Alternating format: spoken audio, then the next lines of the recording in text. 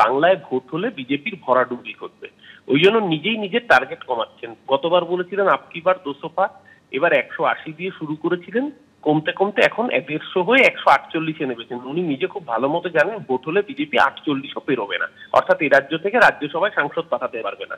এমনকি leader of opposition post পাওয়ার জন্য যে 30টা আসন প্রয়োজন সেটুকুও পাবেন কিনা সন্দেহ। সেই জায়গায় দাঁড়িয়ে no FIR no vote, election commission সারা ভারতবর্ষে চুরি করে বিজেপিকে জেতাচ্ছে। এখানেও যদি চুরি না করে বিজেপি জিতবে না, সেটা শুভেন্দু অধিকারী নিজেই সার্টিফাই করে দিচ্ছেন।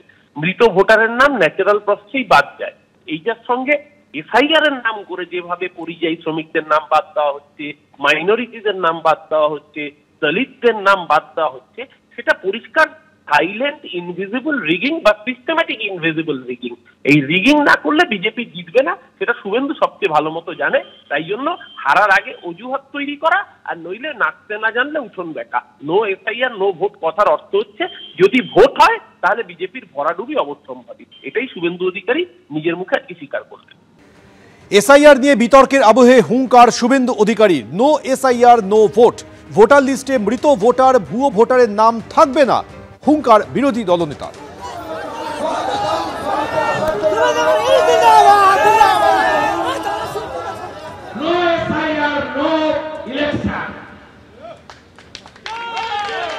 किसका नाम वोटर लिस्ट में नहीं रहेगा, जो डेथ वोटर फर्जी वोटर और डेथ वोटर का बीएलओ से स्लिप लेकर 7 चरण 8 चरण में चुनाव होता है।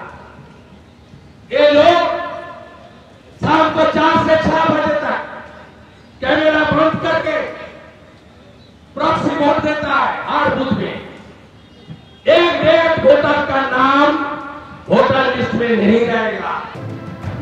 জগদীপ ধনখড়ের উত্তরসূরিকে উপরাষ্ট্রপতি নির্বাচনে এবার এনডিএ প্রার্থীর নাম ঘোষণা। এনডিএ প্রার্থী সিপি রাধাকৃষ্ণন এবং তার নাম ঘোষণা হয়েছে ইতিমধ্যেই। জেপি নাড্ডা তার নাম ঘোষণা করেছেন এবং প্রধানমন্ত্রী শুভেচ্ছা জানিয়ে পোস্ট করেছেন। এনডিএ বৈঠকে সহমতের পর সিপি রাধাকৃষ্ণনের নাম ঘোষণা হয়েছে, যিনি এখন মহারাষ্ট্রের রাজ্যপাল।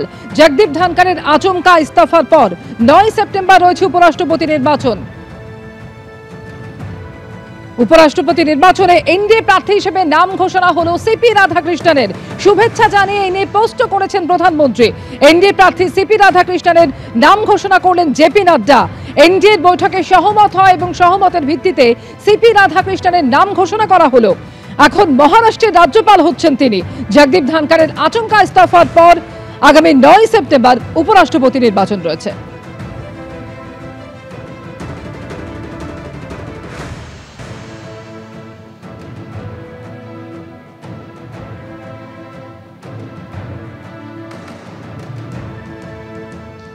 যেরকম আপনাদের জানালাম যে উপরাষ্ট্রপতি নির্বাচনে এনডিএ প্রার্থী হিসেবে সিপি রাধাকৃষ্ণন তার নাম ঘোষণা হয়েছে ইতিমধ্যে এবং জানিয়ে তাকে শুভেচ্ছা জানিয়ে পোস্ট করেছেন প্রধানমন্ত্রী। এবং পোস্ট করে তিনি লিখেছেন, দীর্ঘদিন জনসমক্ষে কাজ করে বিনয় ও বুদ্ধিমত্তার মাধ্যমে নিজেকে বিশিষ্ট করে তুলেছেন সিপি রাধাকৃষ্ণন। বিভিন্ন পদে কাজ করার সময় সমাজসেবা যুক্ত ছিলেন। গরিবদের ক্ষমতায়নের লক্ষ্যে কাজ করেছেন। তামিলনাড়ুর গ্রামীণ অঞ্চলের জন্য অনেক কাজ করেছেন। সিপি রাধাকৃষ্ণন এনডিএর উপরাষ্ট্রপতি প্রার্থী হওয়ায় মনোনীত হওয়ায় আমি আনন্দিত।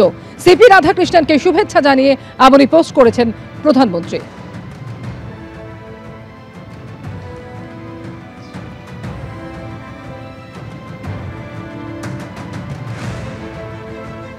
আপনারা শুনলেন যে প্রধানমন্ত্রী নরেন্দ্র মোদী তিনি পোস্ট করে শুভেচ্ছা বার্তায় কি জানিয়েছেন। আর এবার আপনাদের সামনে রাখবো এই নিয়ে জেপি নাড্ডা কি বলেছেন।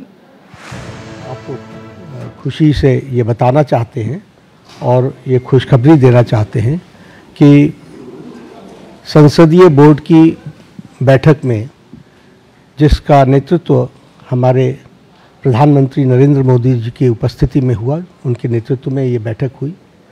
सभी पहलुओं पर चर्चा हुई और नामों पर विस्तृत रूप से जो पार्टी में एक्सरसाइज हुई थी उन सारे एक्सरसाइज के बारे में डेलिब्रेशन हुआ, सभी के साथ चर्चा हुई, सुझाव मांगे गए और उसके बाद फिर ये तय हुआ कि हमारे उपराष्ट्रपति के प्रत्याशी के रूप में हमारे महाराष्ट्र के राज्यपाल श्री सीपी राधाकृष्णन जी, चंद्रपुरम पुन्नासामी राधाकृष्णन जी, उनको हम एनडीए का प्रत्याशी बनाएंगे और वो एनडीए के प्रत्याशी के रूप में रहेंगे।